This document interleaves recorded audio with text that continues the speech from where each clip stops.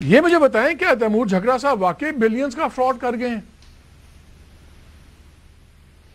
نہیں دیکھیں، یہ بڑا انفارچونیٹ افسوسناک تمام واقعہ ہے۔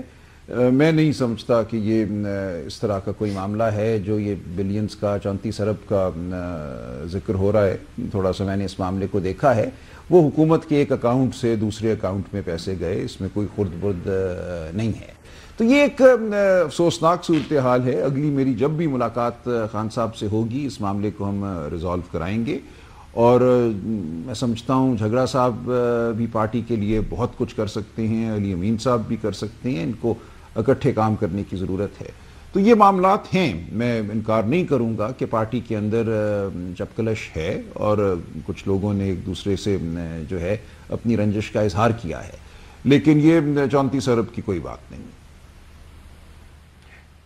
لوگ کہہ رہے ہیں کہ جی جب بھی پی ٹی آئی کی بات چیت کہیں ہوتی ہے، شروع ہوتی ہے وتھ جیجو آئی، تو چیف منسٹر صاحب بیان داغ دیتے ہیں، وہ چیزیں پھر بیکورڈ چلی جاتی ہیں۔ پارٹی کے اندر جو جتنی سپلٹ ہوئی ویسے وہ کے پی کی پالیٹکس اب سینٹرل لیول پہ آ گئی ہے۔ یہاں تک اطلاعات ہیں، کچھ وکلا آپ کے جو میٹنگز میں تھے ان میں سے ایک دو نے کہا کہ جی ہمارے سامنے کی بات ہے کہ بشرا بی بی نے بھی ایڈوائز کیا خان صاحب کو کہ آپ چینج کریں امین گنڈا پور صاحب کو، تو خان صاحب نے کہا نہیں ابھی صبر کریں، ابھی حالات دیکھتے ہیں، سب کچھ لائک دیٹ۔ تو لگتا یہ ہے کہ گنڈا پور صاحب اپنے سروائیول کی جنگ لڑ رہے ہیں، سوائے اس کے کہ عمران خان کی رہائی کے۔ اور جو لیٹسٹ آئی ہے، جب خان صاحب کا ایک بیان چلا کہ انشاءاللہ اگلی عید میں آپ لوگوں کے درمیان میں کروں گا، تو سنا کہ وہ بھی گنڈا پور صاحب نے کچھ لوگوں کا انسائیڈرز کا کہ انہوں نے ان کو کہا تھا کہ جی 1-1.5 مہینے میں یا آپ کو لے جائیں گے بنی گالا یا آپ کو پشاور جیل لے جائیں گے، اس قسم کی وہ چیزیں چلاتے ہیں۔ اس وقت ہم نے سیریسلی نہیں لیا، پھر عید پہ جب آپ لوگوں کو نہیں ملنے دیا جو سو کالڈ ہاکس ہیں، اور صرف گنڈا پور صاحب ملے اور بیرسٹر سیف ملے، اور بیرسٹر سیف صاحب کی بھی تاریخ ہے، تو لگتا تو یہ ہے کہ پھر کچھ چیزیں ہو رہی ہیں جس میں شاید آپ لوگوں کو سائڈ پہ کر دیا گیا۔ دیکھیں، ایک تو آپ مجھے ہاک کہتے ہیں، میرے لیے تھوڑا سا یہ باعث تعجب ہے، لیکن چلیں، بالکل ہاک نہیں ہوں۔ میں سمجھتا ہوں ایک ایوری پرنسپل مین از اے ہاک رائٹ ناؤ، آپ کے اندر، اور جو بندہ بھی پرنسپلز پہ ہے آبرو مندانہ، بالکل ٹھیک ہے۔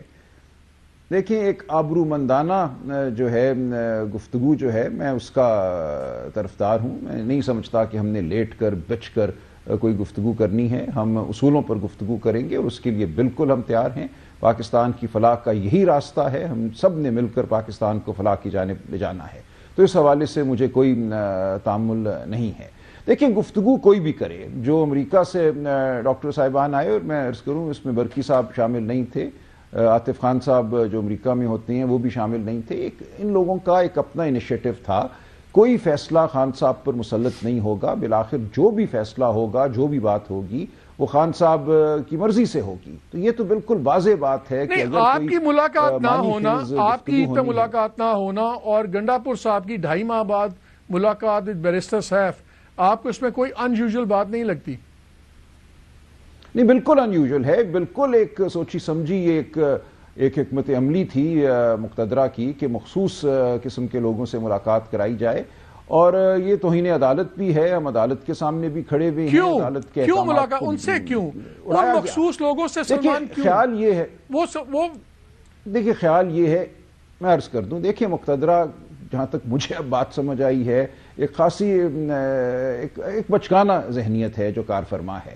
وہ سمجھتی ہیں الف بات کر لے گا، بے بات کر لے گا تو خان صاحب بالکل اس کے ساتھ بہ جائیں گے اور اس کی ہاں میں ہاں ملائیں گے۔ ایسا نہیں ہے، یہ خان صاحب کو سمجھ نہیں پائے، ان کے نظریات، ان کی جو پوزیشن ہے بہت مستحکم ہے، وہ ایک اصول کے لیے کھڑے ہوئے ہیں، وہ نہیں بہ جائیں گے کسی الف یا بے کی گفتگو سے۔